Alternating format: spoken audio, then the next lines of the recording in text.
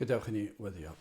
Diolch yn ei ti unwaith eto o Dduw, mae fraint yma cael dod ger dyfron ac yn dod yn hyderus gan ein bod yn dod nid trwy ein heiddiannau ni, ond trwy heiddiannau'r arglwydd Iesu Grist. Ac yn hyderus felly fel dy blant bod gwrandawiad, bod derbyniad i ni yng Nghrist ger dyfron ac yn gallu galw y Duw holl alluog yn dad nefol i ni. O Dduw, tyr di'n plith bendithion ni nawr helpa ni ddeall mwy o'r Efengil Sanctaidd. Tywalt ysbryd arno. Mi'n ni'n gofyn hyn o trwy enw ac heiddiant ein harglwydd Iesu Grist. Amen.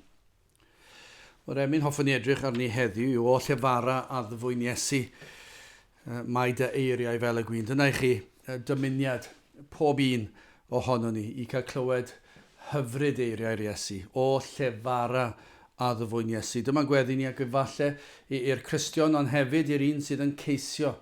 Efallai bod chi yn ceisio yma heddi ac yn gwrando a dyma beth yw gweddi, y gri sydd yn dod o'ch enaid chi o llefara. Mae yna rhywbeth am yr o yna, yn does? I'r un sydd yn ceisio, mae yn rhyw galw allan, rhyw gri o'r galon yn dod o weilodion yr enaid fel petai o llefara arglwydd a ddfwyn Iesu, mae dy eiriau fel y gwyn, oll yn dwyn i mewn tangnefedd ac sydd o anfeidrol rhin. Dyna i chi ddisgrifio ymwybyddiaeth, cydnabyddiaeth o bod geiriau'r Iesu yn llawn rhyfeddodau, yn llawn perlau, yn llawn trysor, yn felys i ni wrth i ni i blasu nhw. Maen nhw'n dod â tangnefedd. I ni'n gwybod hynny ac efallai i'r un sy'n ceisio, wrth gwrs mae'r Cristion yn edrych nôl yn dweud mae hwn yn wir, i ni eisiau clywed y lais di trwy'r amser a ni eisiau cael ein hatgoffa ein bod ni'n eiddo i ti. Ond i'r un sydd yn ceisio, dyma i weddi fe. Am y tro cyntaf llefara i mi, gad i mi glywed. Dwi wedi clywed gan eraill fod eiriau di yn dod â thangnefedd sydd tu hwnt i unrhyw beth mae'r byd yn ei brofi. Ac i'r un sy'n ceisio, dyna beth chi eisiau. Yw'r heddwch yma, tangnefedd yma, mae'r pwysau'r eogrwydd yn erchill. Ac yn peri bod y faich yn drom ac chi ddim yn gwybod pa le i droi, ond ych chi'n gweddi o llefara a ddfwyn Iesu. Teir datau, gad mi brofi. Mae holl leisiau, mae yna gydnabyddiaeth fan hyn yn does, mae holl leisiau'r greadigaeth, holl ddeniadau cnawd y byd, wrth y lais hyfrytaf tawel yn distewi a mynd yn fyd. Pa mae llais yr arglwydd yn llefaru.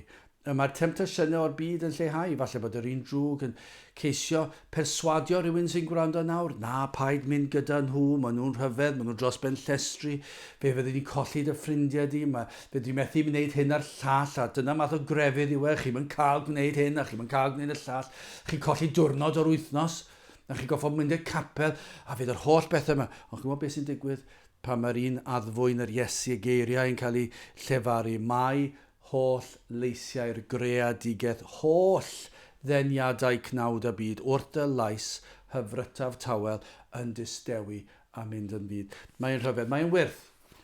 I chi ddim yn gallu gwneud o'r wahân i hyn. Mae ei gorfod bod yn waith o ddifri.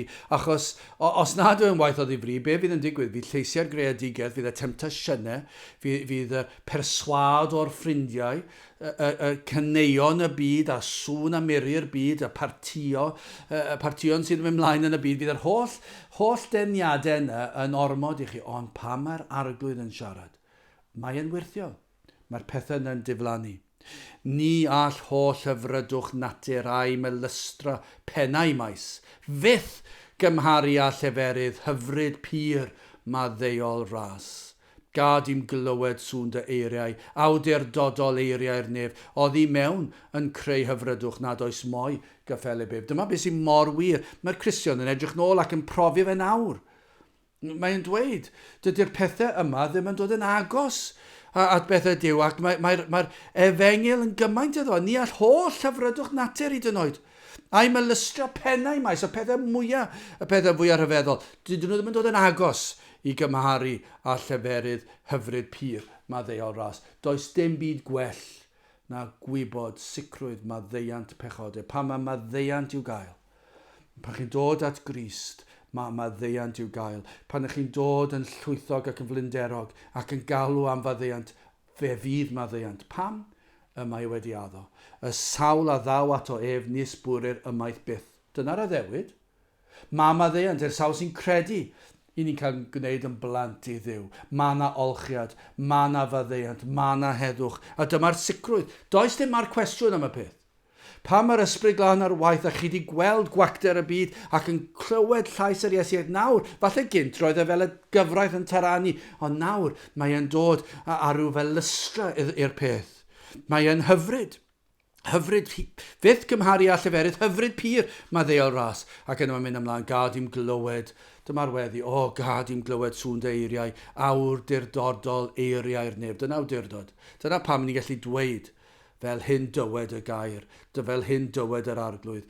I ni'n gallu dweud i sicrwydd, nid trafodaeth yw hwn. Dyn ni ddim yn cael trafodaeth. I ni'n cyhoeddi. Dyna yw pregethu. Cyhoeddi. Cyhoeddi beth? Fy marn ni, barn eraill? Na, barn Duw, gair Duw. A dyma be mae gair Duw yn dweud. A dyna be mae'r Cristion, y ceisiwr yn ei deimlo. Mae'r llais yr arglwydd mor hyfryd ac mor awdurdodol. Gad i'n glywed sŵn dy eiriau, awdurdodol eiriau'r nef. Oedd hi mewn yn creu hyfrydwch nad oes mwy gyffelyb. Mae'r byd yn chwilio am yr hyfrydwch yma, ond methu ei gael. Pam? Dyw e ddim yn bodloni. Dyw'r byd ddim yn bodloni. Pam?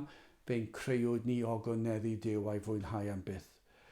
Yr unig beth sydd yn bodloni, yr unig beth sydd yn dod o hyfrydwch yw clywed llais yr arglwydd. Yw clywed yr efengil, yw profi'r efengil, profi'r heddwch tangnefedd maddeuant. Y bennill olaf, dyma chi eiriau. Sawl gwaith i ni wedi canu'r emyn yma ac wedi canu hi'n dawel yn ein heneidiau.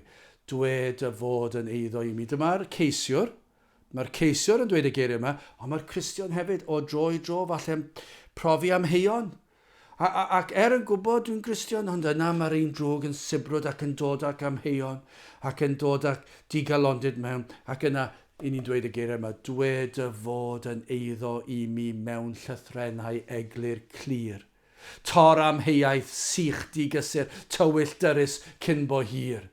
Rwy'n hireithi am gael clywed un o eiriau pyr y nef, nes bod ofon di a thristwch yn tragwyddol golli ei lle. I'r ceisiwr, dyma be chi eisiau. Dwed dy fod yn eiddo i mi. Fel y lleidr ar y groes. Yr arglwydd Iesu yn troi ac yn dweud fe fyddi di gyda mi yn y nefoedd, ym Mharadwys. Fe fyddi di mewn eiliadau, fe fyddi di gyda mi. A fe gafodd er geiriau mwyaf eglur a ynganwyd erioed. A dyma beth i ni'n gweddio. Dwed y fod yn eiddo i mi, nid i eraill ond i fi, mewn llythrennau eglur clir. Pam? Dwi ddim eisiau'r ansicrwydd mwyach. Ac i'r Cristion pam yn mynd trwy cyfnod o amheuon. Tor amheuaeth. Mae'n erchill yn dweud tor amheuaeth, sych digysur, tywyll dyrys cyn bo hir. A dyma'r hiraeth. Rwy'n hireithi am gael clywed un o eiriau pyr y nef, nes bod ofon di a thristwch yn tragwyddol golli ei lle. Dyna i chi, ddiwrnod a ddaw. Pan y byddwn ni yn y nefoedd, fydd yn diflannu ac yn troi'n olwg. A be fydd yn digwydd? Fydd yr holl frwydro'r ofn, y tristwch, y pechod, yr un drwg, y byd. Fe fydd yr holl beth yna'n diflannu, yn tragwyddol golli ei lle ac yn cael treulio tragwyddoldeb yn beth? Beth fydd tragwyddoldeb? Yn clywed o llefara. Fe fydd ni'n clywed llefaredd ar Iesu, o llefara a ddyfwyn Iesu. Mae dy eiriau fel y gwyn, oll yn dwyn i mewn dangnefedd ag sydd o anfeidrol rin. Dyna i chi weddi. Y bydd yr arglwydd yn siarad a phob yr un ohonom yn dod lawr ac yn cysuro'n heneidiau ni, yn dweud ei fod yn eiddo i ni. Gadewch i ni weddio. O Dduw graslon, ni yn diolch i ti am dy air am yr efengil sanctaidd ac yn gweddio, cawn glywed y llais hyfryd yr arglwydd yn dod trwy nerth yr ysbryd glân, yn ein cysuro ni, yn ein nerthu ni, yn ein calanogi ni. Gwna ni'r hyn y dylsem fod. Ter di'n plith, i ni'n gofyn hyn o trwy enw ac heiddiant ein harglwydd Iesu Grist. Amen.